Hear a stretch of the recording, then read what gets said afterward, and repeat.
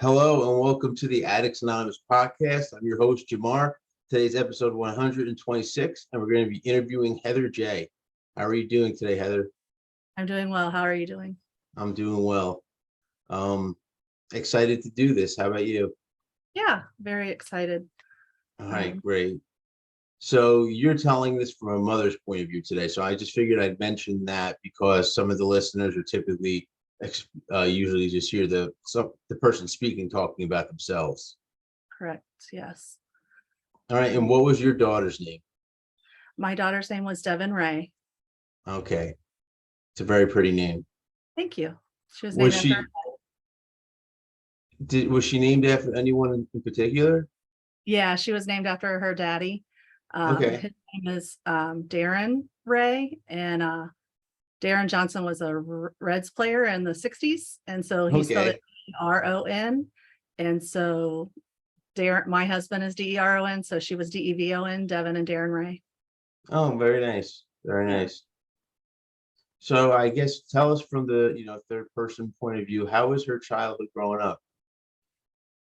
I hate to assume what she would say, but I think it was a very good childhood. Me and her father are still married. She didn't have divorced parents that I know can be very traumatic for kids. My husband and myself, chose for me to stay home to be a stay-at-home mom and raise her. And all three of our children. She has two brothers that are 20 and 21 now. So I was home with them until I went back to work. I'm a teacher, and I went back to work when I didn't go back full time until she was a freshman in high school, and my youngest was in fourth grade. We were extremely close. We did everything together.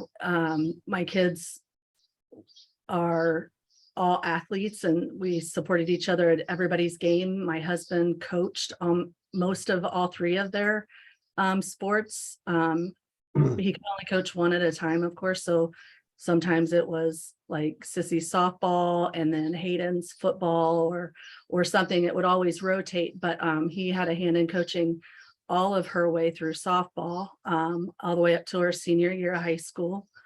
I volunteered at her school every week.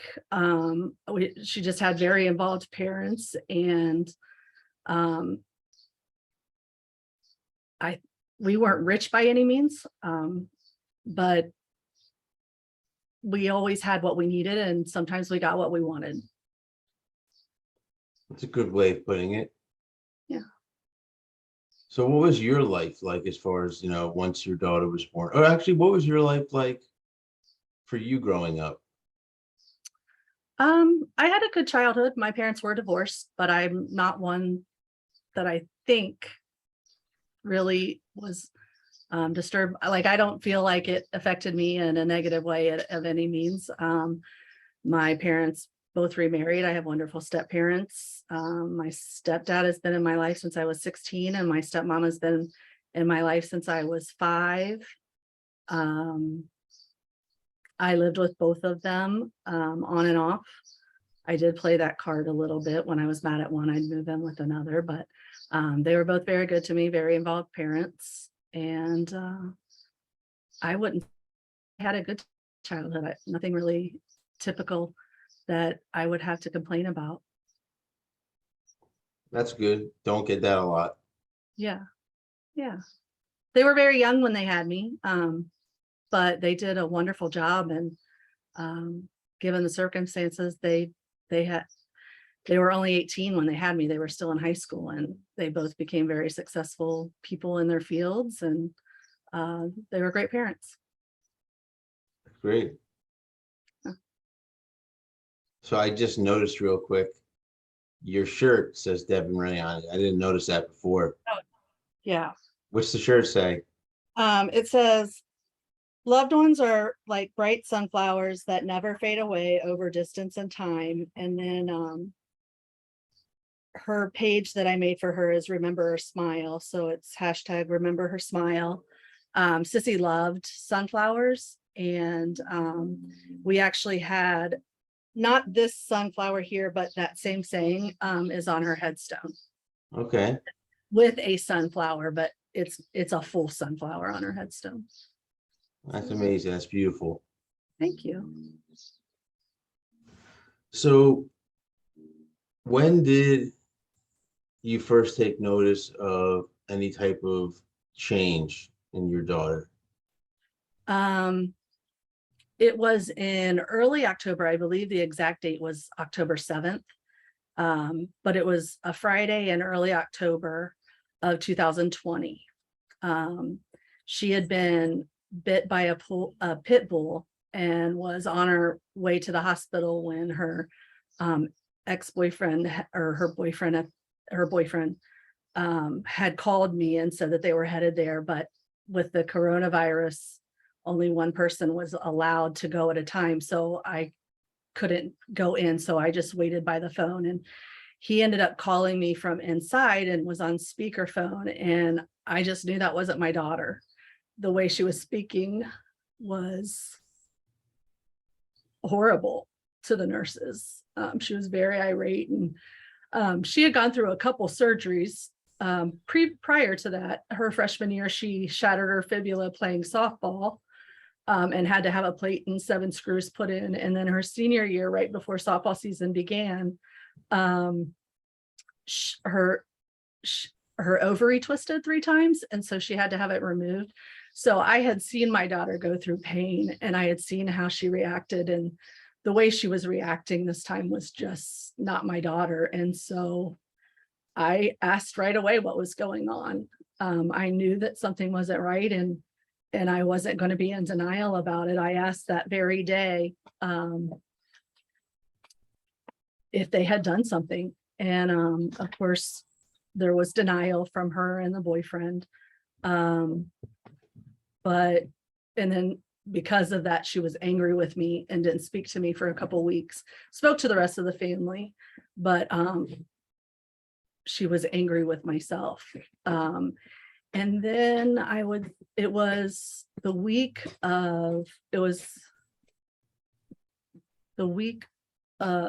before Thanksgiving of 2020. We were on a FaceTime call, and I was able to call my son and my husband in, and it was very obvious that something was wrong. And so then they had seen it firsthand. And so everybody was on board, and we made phone calls early December. Well, really Thanksgiving weekend, but by early December, all of our extended family knew. We had contacted everyone to make sure that everybody was on board, and we wanted to make sure that we were there to help her, but not there to enable her. Yes. And so then she was gone December 29th of 2020. So it was only just a short few months that from the time I knew something was wrong until she was gone. It must be difficult. I can't even imagine. It is. I sympathize with parents who have children that have died from this, because I know how that feels. It's the most devastating thing that can happen to someone, is losing their child.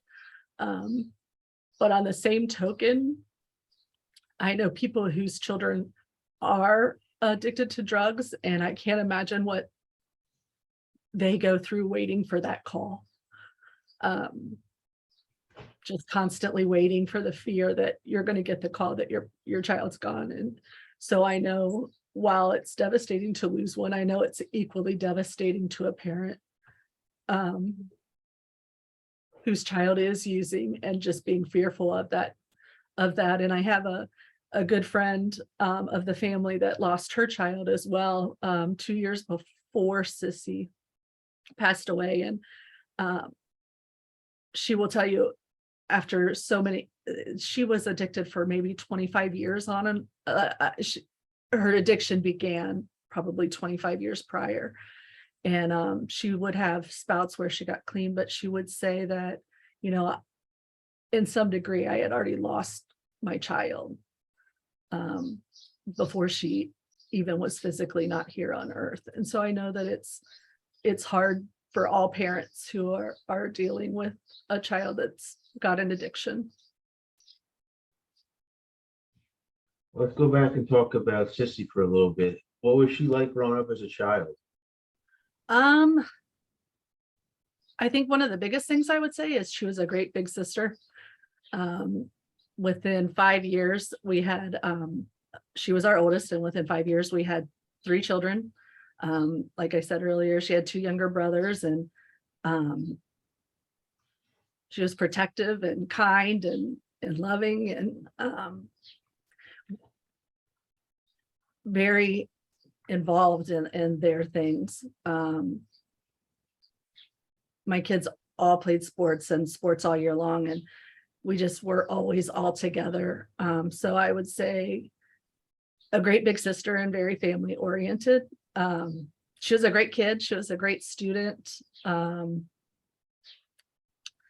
the time she was getting into junior high, I had started working part-time. And then again, I went back to work when she was a freshman, but I was able to volunteer every week in her school. And so I had a really good relationship with all 3 of my kids' teachers, and the teachers loved her at school. She was just that caring, kind, hardworking student. What kind of stuff would you volunteer to do? Sometimes I would do interventions with the kids, such as reading with them. A lot of times I made the teacher copies, so they'd be prepared for the next week. At our building, they took home stuff every Friday in what was called a Friday folder. So I would help stuff them. It just, whatever the teacher needed done that week is what I would help with. Gotcha. Yeah. She do good in school? She did good all the way through. And at least in my experience with my 3 children, and in talking to a lot of my friends, I think sophomore year was difficult.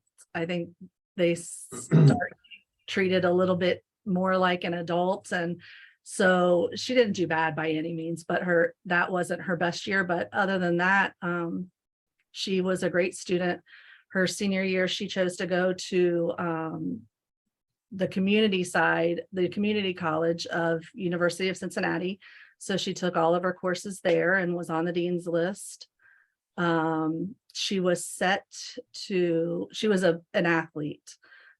She played when she was young. She played a couple seasons of soccer.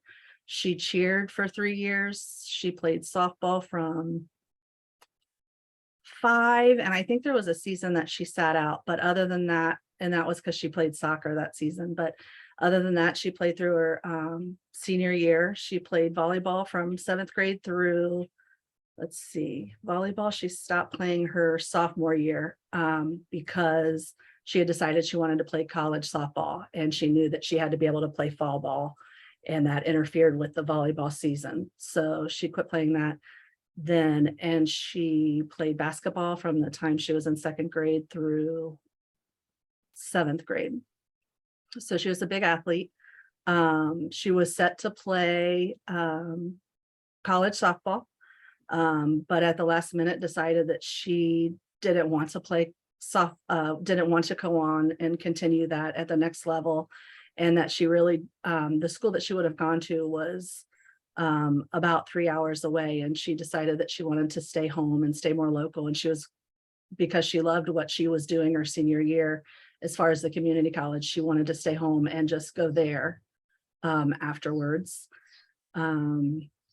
She did, but she only went for 1 quarter after that. So she had a year and a quarter in, and then she went to work full time.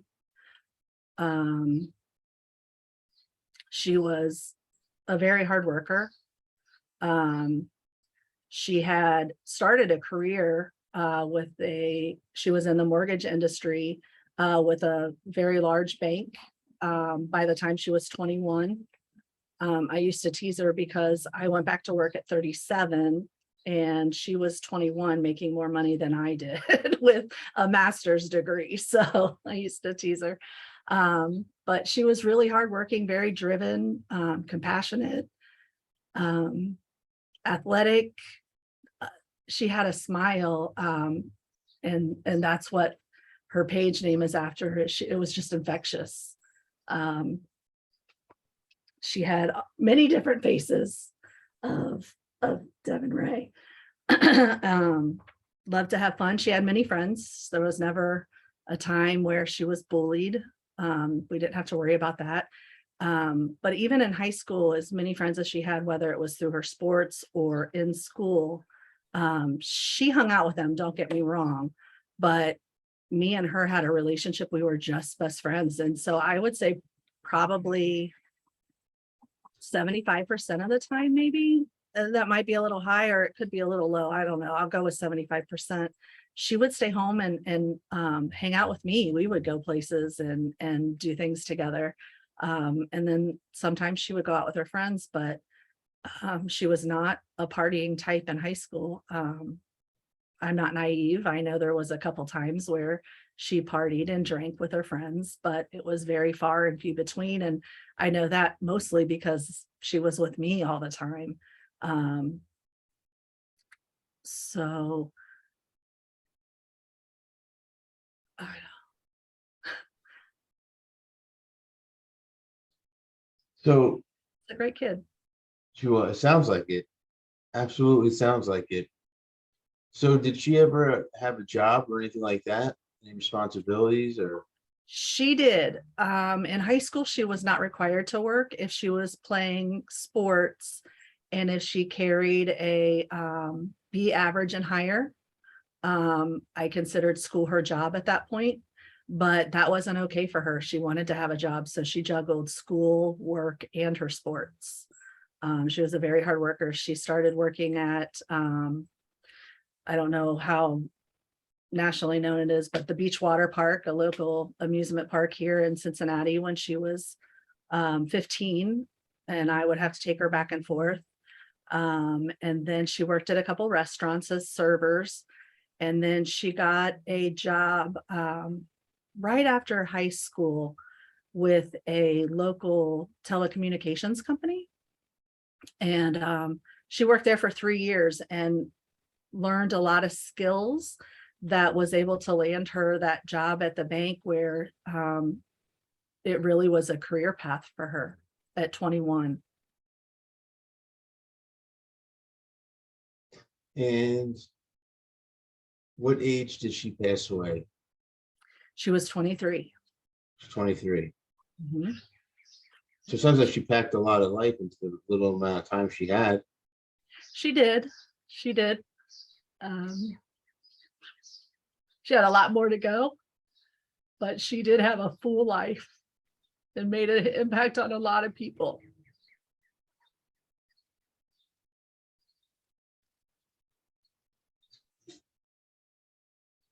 So what have you done to help yourself once you found out she passed away and you had to do everything? How do you handle yourself? Because I know that must be so difficult and so hard. Um, in the beginning, I didn't. I couldn't hardly drag myself out of bed, to be honest with you.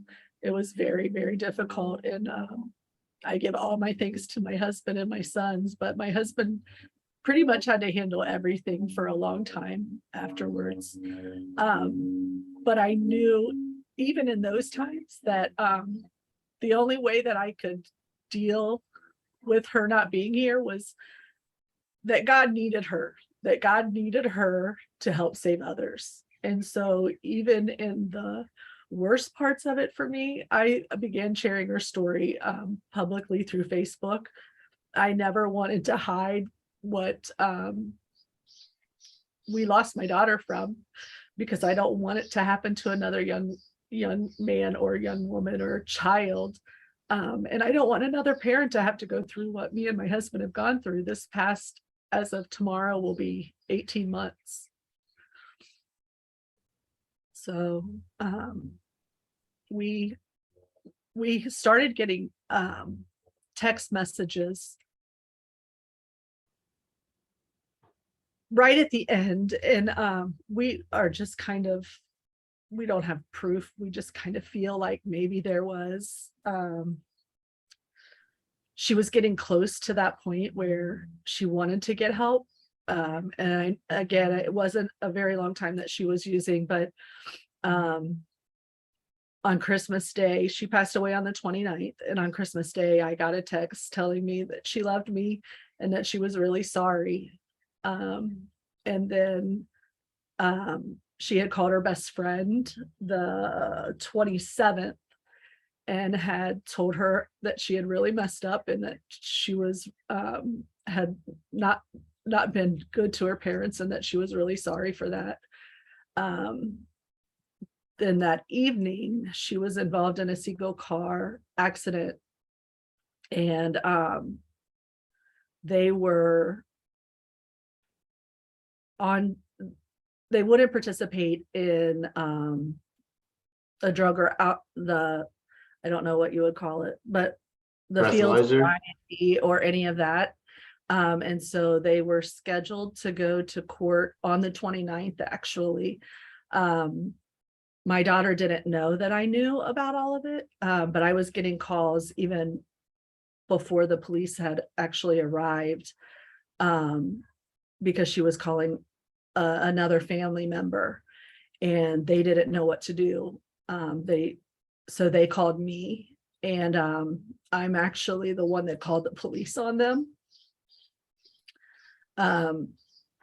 I was hoping, me and my husband made the decision together. We were hoping that if the police got involved, that would be the answer to her having time to step back and realizing what she was doing, and to get time to, even if it was a couple days, to get time to get clean, to start that process at least. So her court date was scheduled for December 29th at 4:00. And me and my husband were just going to go there, and not surprise her in a good way, but she didn't know that we were coming, of course. And we didn't want to go to help her get off of the charges. We wanted to go to support her and try to get her help. But police officers showed up at our door that day at 1:00, and to let us know that she was gone. She had been on film. She was at a hotel. She had been on film at a little after midnight arriving. They were on film at, I believe it was 7:30 in the morning, getting coffee. And then at 10:41, 911 was called. And so Who called 911? Huh? Who was it that called 911?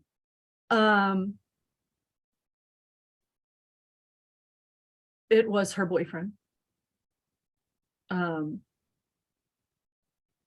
And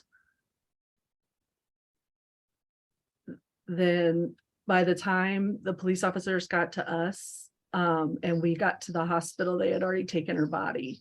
So we never got to see her until the autopsy had been performed already.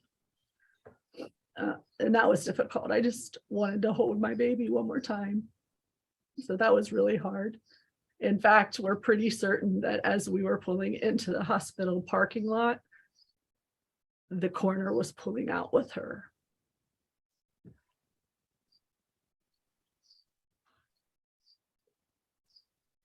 And how did you guys proceed from there? What was everything like after that?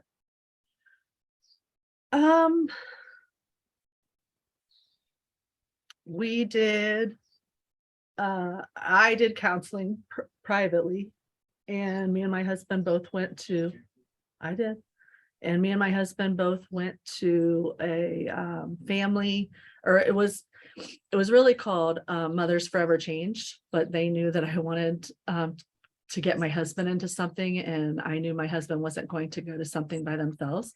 So they ended up letting fathers in. So we were going to a parent group for not necessarily, there was several parents that had lost their child to drugs, but there were it was not specific to that. There was natural causes, there was suicide. There was just a lot of different reasons why the parents had lost their children. But and like I said, I went to counseling myself, and I would say, to be honest, it wasn't until work made me get up and get out of bed, because I had a very hard depression. But I would say it probably wasn't until just 3 months ago where I felt like even if I wasn't getting up to go to school, I wanted to get up. It's really difficult losing a child, no matter what the reason. And we really felt slighted or shorted, that the time was so quickly of when there was a problem till when she was gone, that we didn't have time to help her. And so that was hard as a parent, feeling that you had failed. And I know all parents will feel that way, and I know it's not like there's nothing you can do because it has to be that person, but it was difficult to deal with that.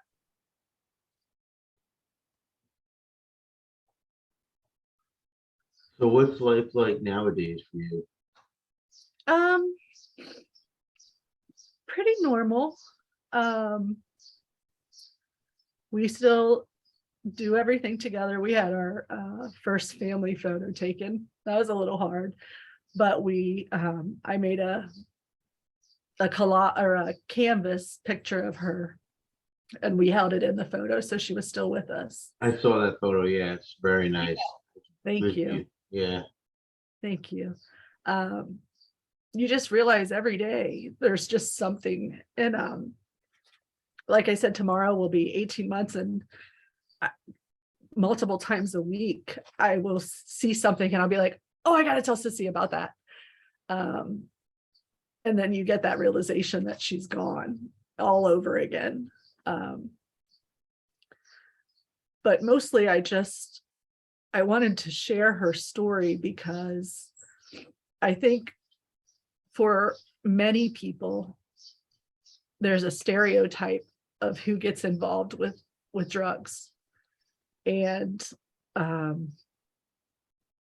maybe being naive and thinking it can't happen to them or to their child. And Sissy breaks all of those ideas. Like we started out, she was not from a divorced family. She was not abused. She was very close with her family and friends. She did well in school. She was an athlete. She was a hard worker. And yet something at some point happened, and she tried it for that first time. And I'm not exactly sure when it started. I think someday I will find out, but as close as we were, I did not know. And I had confronted her the day that I suspected, but I did not know until early October. And then it was just about 2.5 months later that she was gone. And it has no boundaries of who it can take. There's no social boundaries or economic boundaries or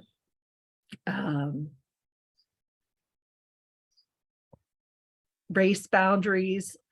It can take anybody, and it can take them in even the first time. I've done a lot of lot of research. By no means am I any kind of expert, not at all. But I watched a documentary that stated a gram. And if you think of a gram as being the size of like one Splenda packet that we would add to maybe our coffee or something, 1 gram of fentanyl has the possibility of, if pure fentanyl, has the possibility of getting 1,000 people high, but that same 1 gram of fentanyl could kill 500 people. And Oh, yeah. I guess I didn't mention that. Fentanyl is what took my daughter's life. We believe that she thought she was taking, she ended up taking tramadol. No, tramadol's right. Yeah. Okay. But it was laced with fentanyl.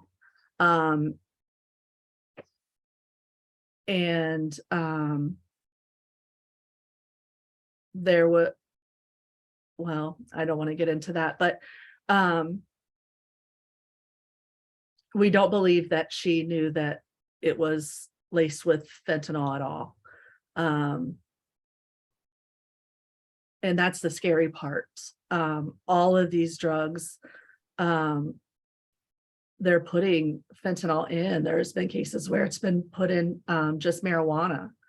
I don't believe there's anywhere near as many cases in just marijuana, but they're putting it in a lot of different things. And this tiniest amount can affect one person different than the other.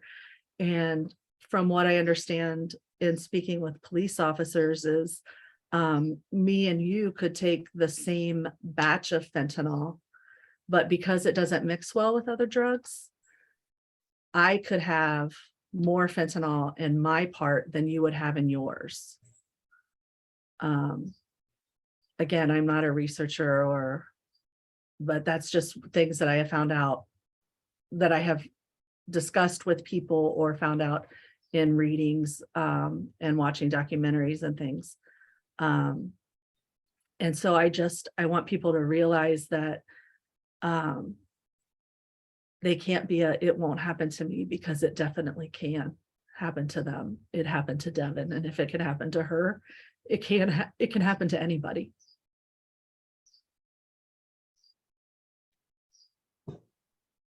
Sounds like she was a wonderful, wonderful girl. Thank you. She was. And I see that she makes you smile. Talking about her makes you smile, which is great. That's a great thing. She does. I love talking about her, and all my friends know sometimes I can talk without crying, and sometimes the tears start to come, but please don't ever stop talking about her to me, because I love to hear the stories and the memories and the videos and the pictures, and I love all of that. So let me ask you one last question. Sure. Do you have any advice for people watching or listening? My main advice is to don't ever try it once.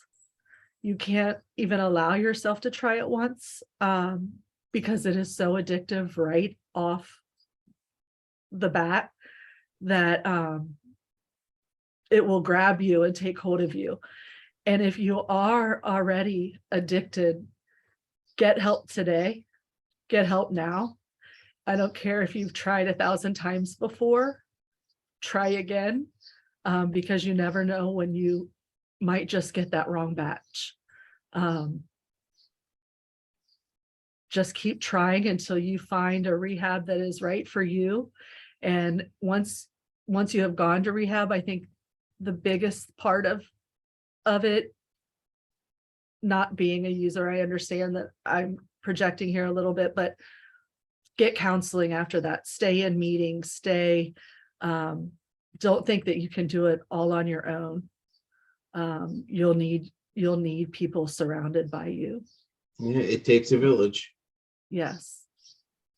But I don't think people realize how extremely addictive it is right away. And so the biggest thing I could share is just no matter who you're with or what you're doing, you can't try it even for that one party. And then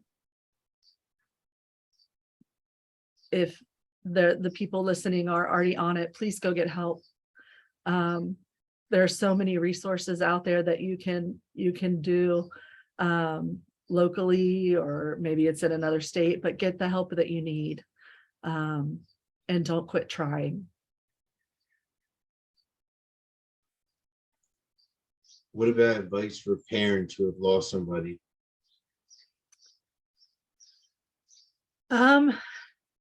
Just go one day at a time. I think the biggest thing I would say is you can't blame yourself. I know for a fact that everything I have ever done has been for my children. And I still second guessed myself and felt like I had failed somehow, some way. I had to have, because I was a mother and this happened. So I think for a parent, I think the biggest thing would be to not blame yourself.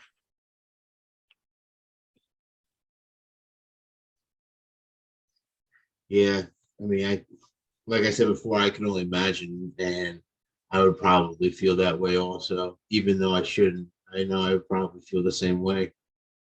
Yeah. It's a decision that the child makes, and there's nothing you can do for them. They have to want it themselves, and I understand that. But it's still hard. You still, like I said, everything I did for my children. And I was a stay-at-home mom. We didn't have a lot of income, but we chose that because that's what we believed in at the time. And all of the decisions we ever made was for our kids. And I know that in my heart. But you still like, should I have done this different? Should I have done that different? And when it comes down to it, there's nothing really that I could have done different. It was a one-night choice that she made that that I have to accept, that I couldn't have done anything over.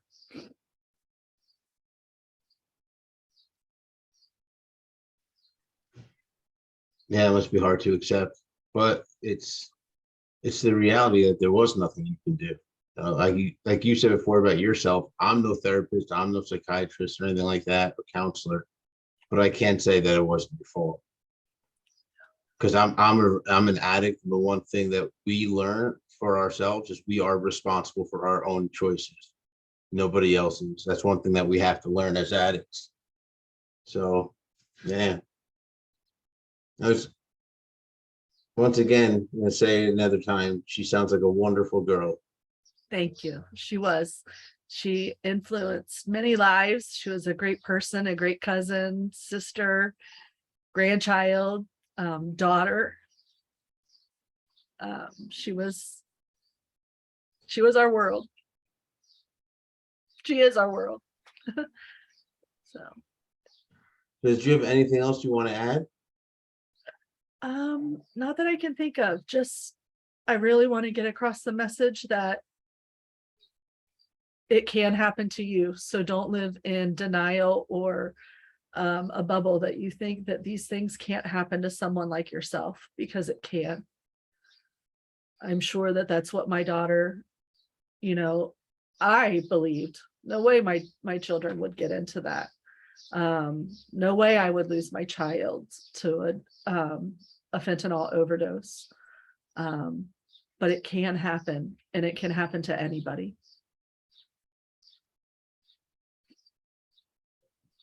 Well, I want to thank you for coming on the podcast today. Thank you. All right, so let's wrap it up here. For everybody watching and listening, if you like what you saw and heard, go below and give us a like. Also subscribe, and you'll see when we upload new videos. And also check us out on Twitter, Facebook, Reddit, Instagram, TikTok. You can also check out our website, which is www.addicts-anonymous.com. You'll find a lot of resources available there, well as some free literature. So that's all I have for today. And until next time.